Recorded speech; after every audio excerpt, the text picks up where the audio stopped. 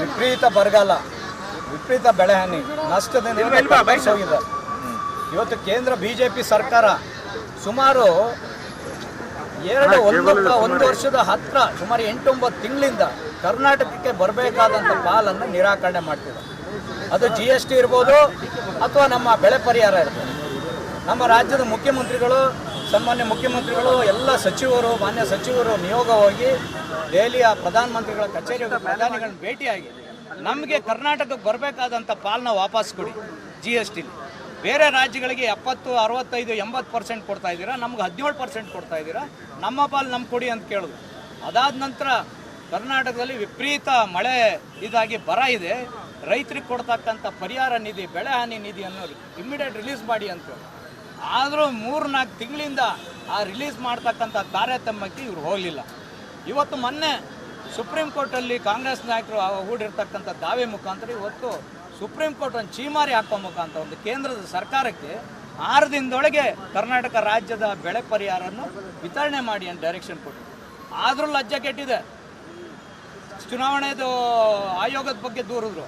ಚುನಾವಣಾ ಆಯೋಗನೂ ಸಹ ಇವತ್ತು NOC ಕೊಟ್ಟಿದೆ, ನಮ್ದು ಯಾವುದೋ ಅಭ್ಯಂತರ ಇಲ್ಲ ಈ ಬರ ಪರಿಹಾರ ಕರ್ನಾಟಕ ರಾಜ್ಯಕ್ಕೆ ರಿಲೀಸ್ ಮಾಡೋಕ್ಕೆ. ಇವತ್ತಿಗೆ 5 ದಿನ ಆಯಿತು.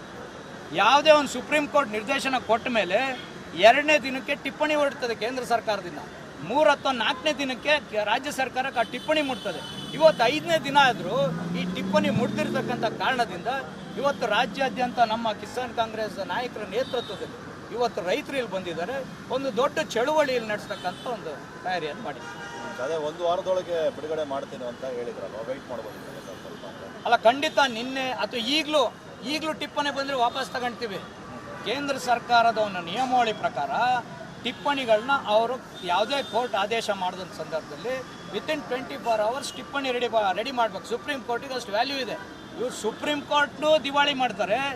ED, CBI, ED ನಮ್ಮ ಮುಖ್ಯಮಂತ್ರಿಗಳಲ್ಲಿ ದೆಹಲಿಯಲ್ಲಿರ್ತಕ್ಕಂಥ ಮುಖ್ಯಮಂತ್ರಿ ಕೇಜ್ರಿವಾಲ್ನ, ಸೊರೇನ್ನ ಅಂಥ ಮುಖ್ಯಮಂತ್ರಿಗಳ ಇತಿಹಾಸದಲ್ಲಿ ಯಾವುದೋ ಕನ್ವಿಕ್ಷನ್ ಆಗಿರಲ್ಲ ಅಂಥವ್ರನ್ನ ತಗೊಂಡೋಗಿ ಜೈಲಿಗೆ ಹಾಕ್ತಕ್ಕಂಥ ವ್ಯವಸ್ಥೆ ಈ ಮೋದಿಯ BJP ಸರ್ಕಾರ ಮಾಡ್ತಿದೆ.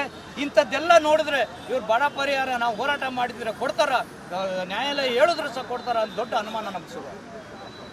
ನಮ್ಮ ಹೆಸರು ಸಚಿನ್ ಮೀಗ, ಕರ್ನಾಟಕ ಪ್ರದೇಶ ಕಾಂಗ್ರೆಸ್ ರೈತ ವಿಭಾಗದ ರಾಜ್ಯಾಧ್ಯಕ್ಷ. ಅಲ್ಲಿ ಸ್ಟ್ಯಾಚ್ಯೂ ಎದುರುಗಡೆ ಹಾಕಿ ಆ ಸ್ಟ್ಯಾಚ್ಯೂ ಎದುರುಗಡೆ ಬಂದ್ಬಿಡಿ.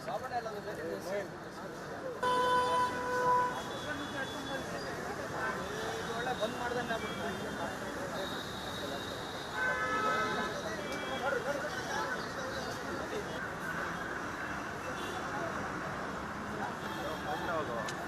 ಇರ್ಲಿ.